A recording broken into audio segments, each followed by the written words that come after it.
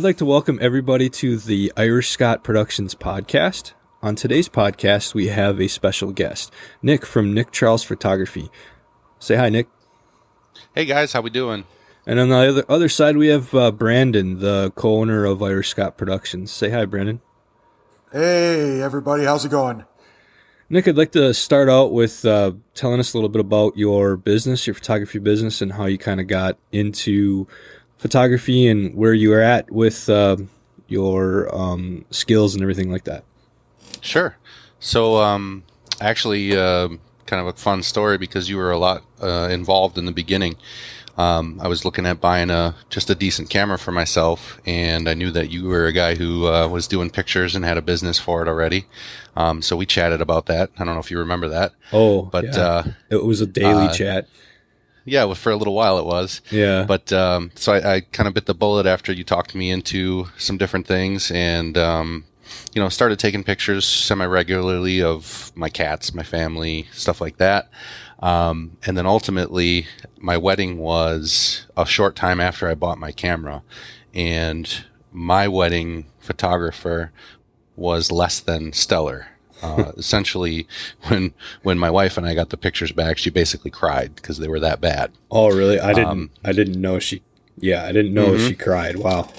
Yeah, no, we were both pretty kind of devastated over the whole thing, and that was kind of my opportunity right there. I said, I'm positive I can do a better job than what somebody did for me, and I think it's a fun, unique challenge, and so it kind of sparked this passion for me.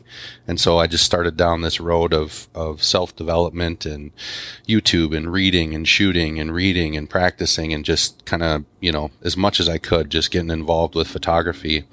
And, first year I did a couple of weddings. I think I shot one with you, Scott, and then Brandon. That's also how I met you, because we shot a wedding where you DJ'd. So that was cool. And then from there, I started getting busier, booking my own stuff, doing some studio work, doing some work with seniors, doing some landscape photography, and then also getting into real estate. So at this point, there's kind of nothing that I really don't shoot. Last year, I did about 12 weddings, and I'm continuously booking for, this year, 2019, as well as I think I've got 3 or 4 lined up for 2020 already. So things are going pretty well. And even though it's kind of a saturated marketplace, you do well enough, you treat people the right way, you do things, you go out of your way, you make a positive impact on their big day, and they're happy to refer you and leave good reviews. So that's kind of where I'm at right now. So Nic, you talked about the saturated market, and in previous podcasts we've kind of gone down this road a little bit. It's the same thing in the entertainment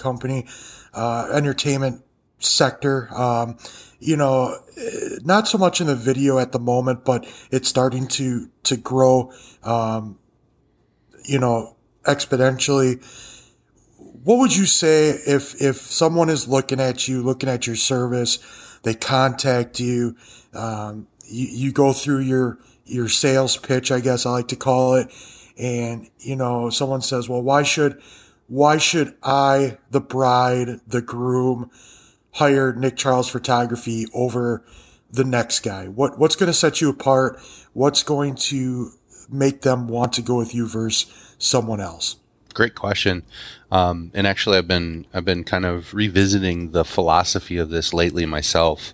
But a lot of what I'm doing now with my couples for weddings is really more so consulting on the front end before I ask them to, talk about packages with me, before we start talking about what prints are going to be.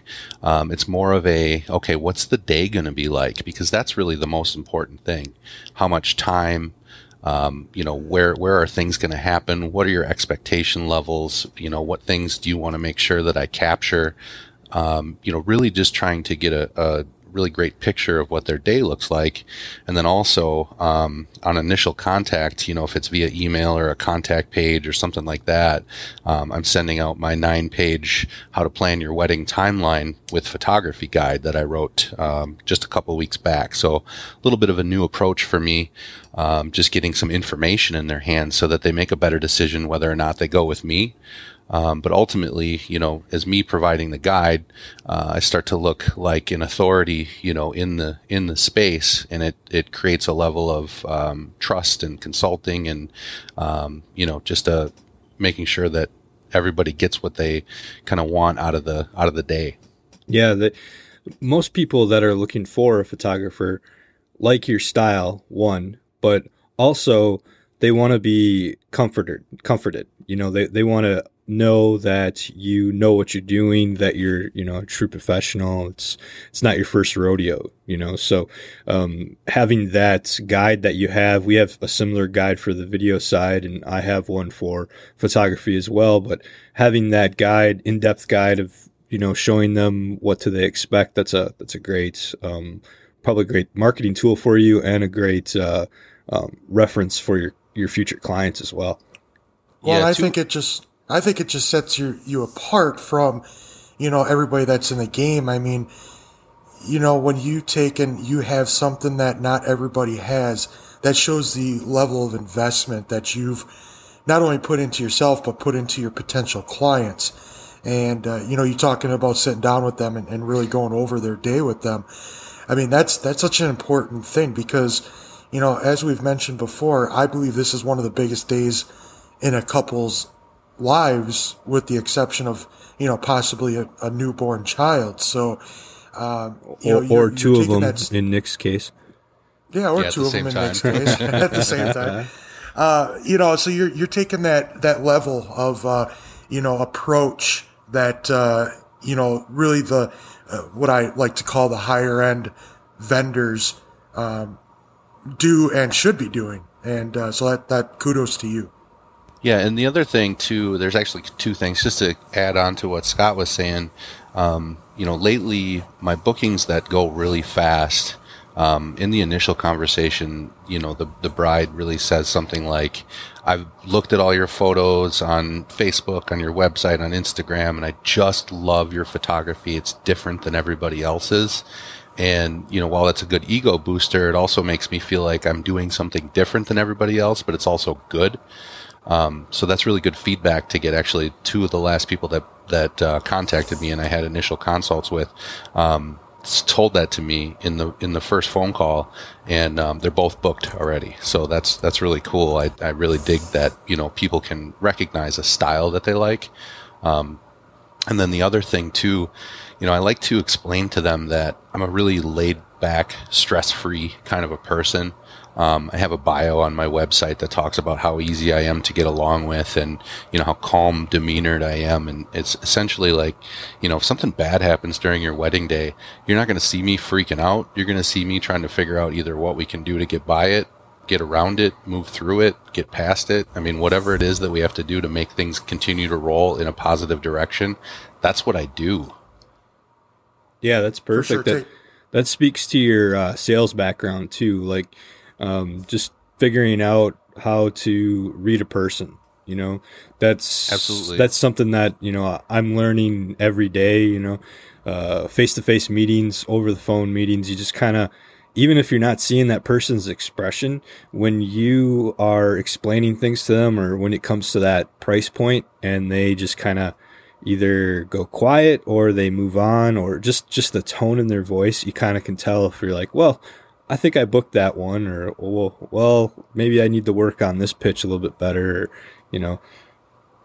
Quiet's never good, but I mean, to anybody, listening to the podcast today, the one tip that I have for everybody in any conversation, make sure to add moments of pause so that the person who's listening to you can actually digest what you're saying before you kind of move on to, another topic. And, silence, it may feel awkward for a half a second, but if you wait for them to speak, they kind of understand that you're really listening to hear them, and not just go through the motions.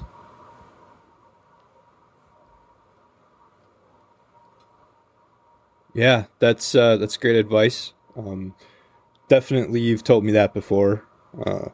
I'm working on that myself. I don't know what Brandon has to speak about that, but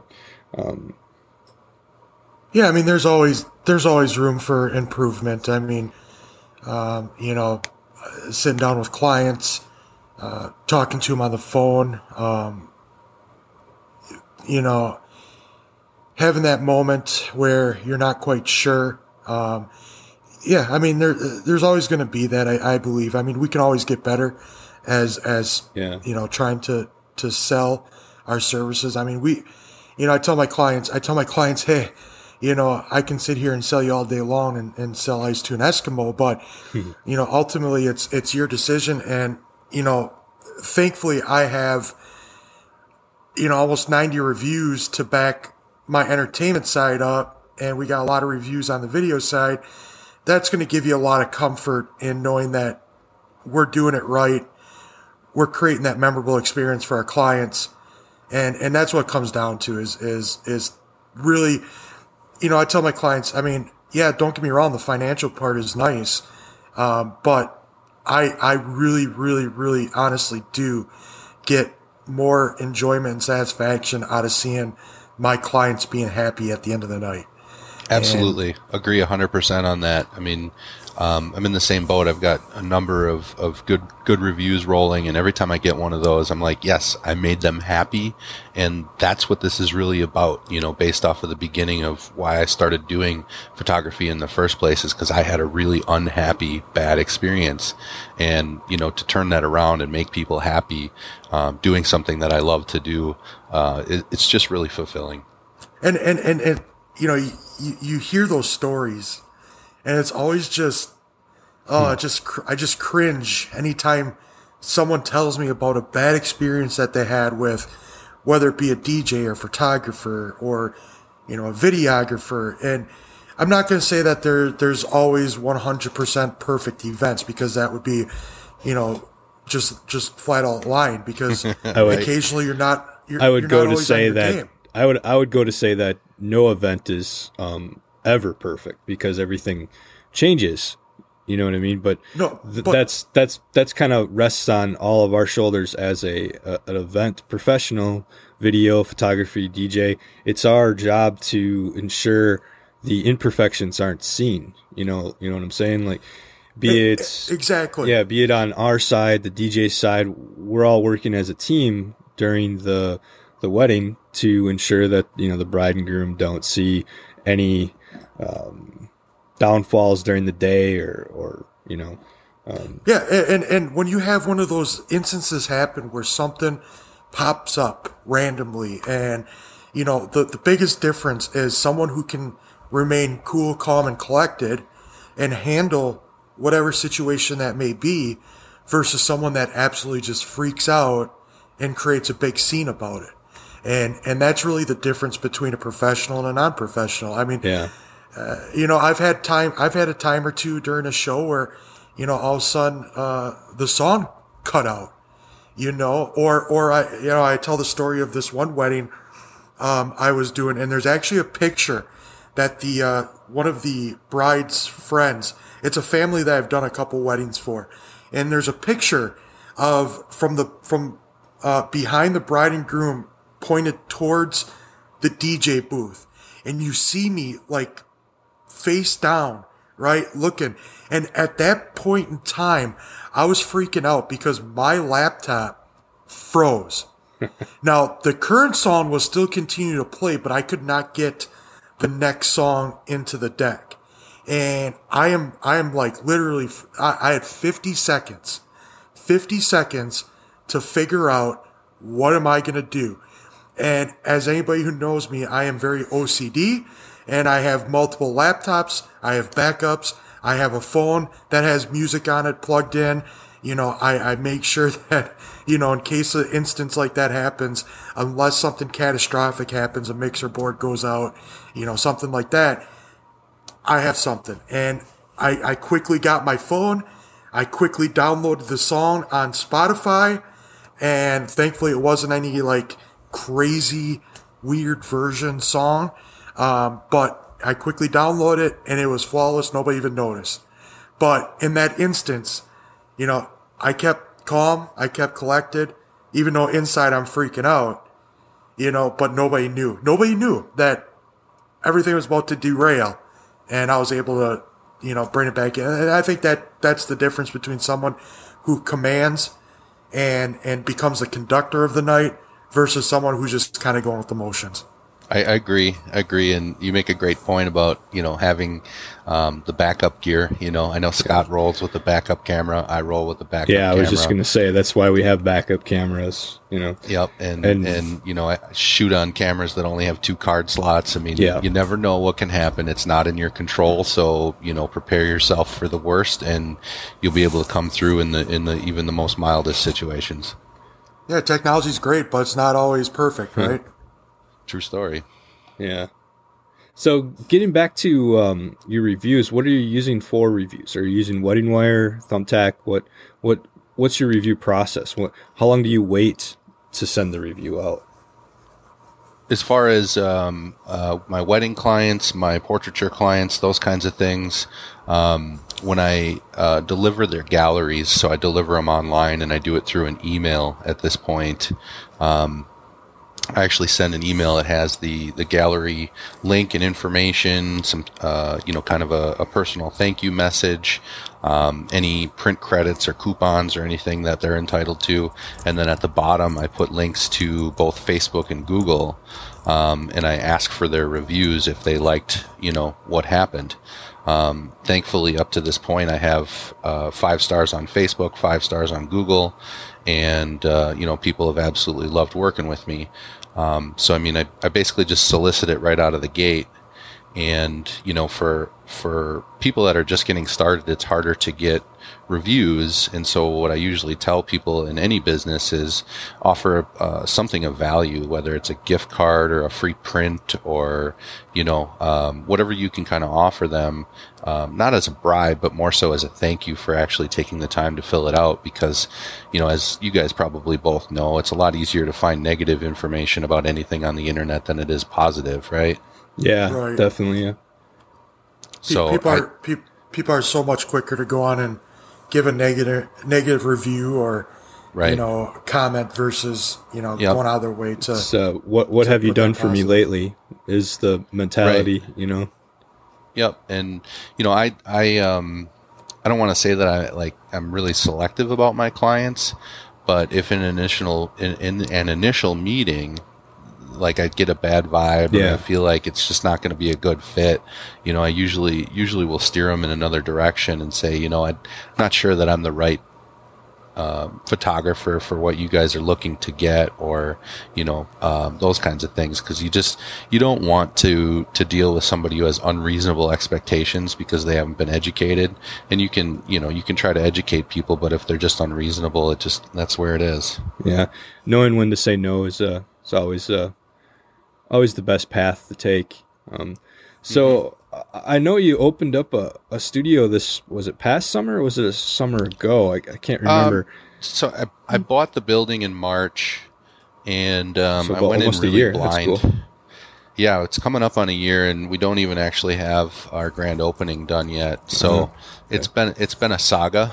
I mean, the space is usable, and I'm actually renting to multiple photographers who kind of need the studio space, so that it helps, pay the bills for it, because owning a building is not cheap. No. And then especially, dumping significant amounts of money in it to renovate it because it hadn't been touched for 40 years. So, it's a really big undertaking. I'm really proud of it. But ultimately, I think I've got more gray hairs this year than any other year, and I don't know if it's just because of my kids, the studio, or everything else that's going on. It's all combination. Yeah, I think so too. But yeah, so I have a studio in downtown Oshkosh. It's like 2,000 square feet. It's very, very nicely redone. We kept a lot of the classical elements in it while modernizing it at the same time. And I'm really, really fortunate and very thankful that we were able to get this far. My wife's been a big support, and a lot of people around me have been great supporters of the whole process, and friends came together to help out, to pull stuff out and do things like that. So it's just, it's this really crazy experience that I went through this year, and it's finally starting to kind of come to full fruition. My last thing that I have to do before I can get my occupancy permit is do some HVAC work, and then I should be good to go, checked off from the city, and everything will be official. And then probably a grand opening, hopefully sometime, I think, close to the end of February. So not quite a year. You're getting close. That's cool. Yeah. I mean, so, it's usable and I shoot in it, but technically not supposed to at this point. Should I edit that Nic, out too? No, you're good. No, okay. So Nic, you talked about kind of a little bit about your process as far as initial consult, and one thing I've noticed in the last couple of years, and it seems to be growing quite a bit, is a lot of clients just want to communicate via email, and it's hard to get someone on the phone to give you 20 minutes, half an hour to kind of really dive in and understand what they envision their wedding to be. What do they want from their photographer or their videographer or their entertainment? And as myself being a salesperson, as yourself being a salesperson, it's the hardest thing to try to convey information via email that's not too wordy and too hard. What is your process in trying to get that information to the clients that just want to communicate email, or do you really push for a phone or in-person consult? So, I mean, it's kind of it's a little bit of an adaptation process, right? Adaptation. Can't say that word apparently. But either way, based on where the lead comes in. So, sometimes I'll get a lead from Facebook, and it's that instant, service level that you should be responding to them within a few minutes. So, I got notifications on my phone for that, so I can plug in and just, start talking to them right away. And then, once we kind of, get the initial items, the date, making sure that I'm available, where's the wedding, those kinds of things, those kind of, just original initial items. Once we have those in play, then I ask for their email address, and then I send them over the guide for planning the wedding day. I send them over a questionnaire. I also send them a link to their portal online where they can fill in information that I don't already have. And I incentivize them to fill in their information by promising them a free 8x10 print so that they go through and set up that whole profile on my portal. And then, from that point, it's just kind of a follow-up process from there. I do basically in every email communication, I always say, if you want to set up a meeting, if you want to discuss anything over the phone, in person, that's in like every email I send, so that the people who do want to communicate via more traditional methods, we can certainly do that. But I can certainly just do the whole process via email myself. With the software that I use, it automatically sends out a number of these things and tells me when they get opened. And so I'm keeping tabs on it, and then just making sure that I'm doing good follow-ups and personal follow-ups at any point when, I don't hear back from them in a certain period of time. So, I mean, yeah, I'm pushing for in-person communication if they want it, but if they don't, everything can be done via email. Okay. Do you do any form of marketing or advertising currently? I do. Yeah, I do. So, I was recently a sales agent at a marketing company, and so I learned a significant amount of things about marketing, SEO, Facebook, advertising, all those things, and becoming somewhat of a subject matter expert in marketing, actually. So I have been more recently running a Facebook ad for my wedding photography. I have it shut off right now just because I have a lot of leads that I need to either figure out if they're going to close with me or whatnot, because I have a lot of dates that are like basically taken on the calendar. I got 25 leads in 68 days with my Facebook campaign. Wow. Yeah, it's impressive. Is that just targeted in the Valley or all of Wisconsin? The whole state. Whole state. But it was a $2 a day campaign. And so I spent like whatever it was, $140 or whatever. Yeah, like $150, something like that. And you know, realistically, I couldn't be happier with the results I got. And it's just from here, it's just making sure that I have enough dates available for all the people that contacted me in case, you know, if they're going to go with me. So I have kind of continued communication with them, and you know, just going from there. And then I think, you know, as everybody else does, I'm in Facebook groups too, for referrals and stuff, and I'm throwing my name on all of those. And what's funny is every time I put my name in one of those, because we're friends on Facebook, I see your name in it too, Scott. So yeah, I either beat you to it, and then you go right after me, or I see you put it in and then I go right after you. Yeah, it's crazy. It's very, we're really close together typically. Yeah. So yeah, I do that. I do the word of mouth thing. My family does it for me. And then, you know, one other aspect that's actually worked out really well for me. So I do a lot of work shooting, with, models and people on Instagram. Yeah. And Instagram has been this incredible catalyst for my photography. It's this organic, natural referral system, because when you do pictures for people and they post them on Instagram, they tag you. And if people start seeing those and they like that photography, they follow you.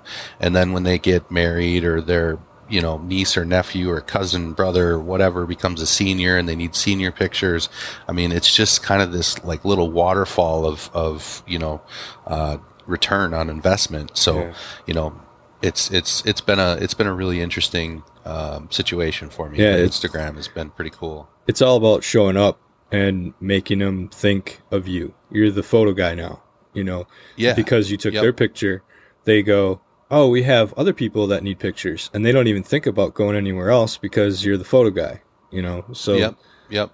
They're used to seeing on the feed and you know, everything else that goes with it. And so also I just recently started using LinkedIn a little bit too, to try to promote my photography. I don't know exactly where that's going to go for me, and I don't know how hard I'm going to try on it, because I'm not sure it's the right platform, honestly. Yeah, but not for the type of stuff you're doing on Instagram, but more real estate. There's a lot of realtors on LinkedIn, and more like headshot stuff, like business stuff. That's more. Yep, I would agree. Commercial photography. Yeah. And, I mean, I booked a headshot session just by saying someone, you know, congrats for your work anniversary, and then because they know me and they know I do photo and video, they're like, hey, we need to do new headshots for our website. Let's set something up. And it was just a simple congrats for your 4-year work anniversary. That was all I sent to them. You know, yeah, that's cool. I mean, booked me a job. I'm always trying to get the likes and the clicks in there, so that, you know, people kind of are just understanding that you're there and you're out there and you're looking at their stuff and you're engaged and you're involved, and, you know, complimenting and making thoughtful comments. Those things, they help. They go a long way, because people don't forget you then. Definitely. But yeah, so LinkedIn is just a different type of. Sorry, man. LinkedIn is just a different type of animal. You know, it's I think it caters to a different market for a photographer. If you're interested and capable of doing it, it's a good space for you. So one of the other things that's been going on with me lately, with regards to marketing stuff, is so I actually left that job at the marketing company. So I'm focusing full-time photography, and I'm also opening a marketing agency, kind of a small thing, but the full-time photography sustainability method that I'm looking at is to really start getting involved in real estate photography. I've been doing it sparingly for a couple of years now, but you know, sustainability as an income source, I think it's where I have to be, just because there's thousands of houses getting listed a day, or hundreds, or whatever it is. It's a lot. And you get married once, you're a senior once, you're a newborn once, and you might get some fancy pictures once. I mean, most of photography is kind of this one and done. Yeah, it's a one and done or a two and done situation. Even though they'll give you referrals, you're really hard pressed with all the other competition out there to just continuously get business. You know, that isn't you know, a commodity like real estate or commercial work. So I guess as we're kind of wrapping up the podcast here, is there anything else you want to promote Nick, any events that you're going to, wedding shows that you're doing? So just a shout out to Northeast Wisconsin Wedding Professionals. There's a group on Facebook, and they meet every last Monday of the month, and it's at random different places, venues, things like that. It's a really good group of people. I try to get to all those events. I actually spoke about marketing at one of the events, which was really kind of fun for me. But there's that, and then yeah, I mean, don't book Scott for weddings, book me. Book you for photos and book me for video. Yes, we make a great team. Yeah. Yeah, I'll take the entertainment side. Yeah, and Brandon can Got take it. the DJ side. And we got one coming up this year actually too. I don't remember when, but you and I booked together. Yeah, Allie. Yeah, that was should her be name. cool. Yep. That should be fun. So if people want to get a hold of you, what's your info? You got it. So website, NicCharlesPhotography.com. No K in there. It's just NICCHARLES photography.com. Instagram at Nic Charles Photography. LinkedIn / Nick Wienant. Facebook / Nic Charles Photography. Twitter. Don't go on it. You're not famous enough for Twitter yet. Yeah, Twitter. I know I'm not a celebrity, so I'll wait until I am. And I like the Nick without the K. Like, you're more important now because you don't got the K. No, I'm just making sure people don't spell it wrong, guy.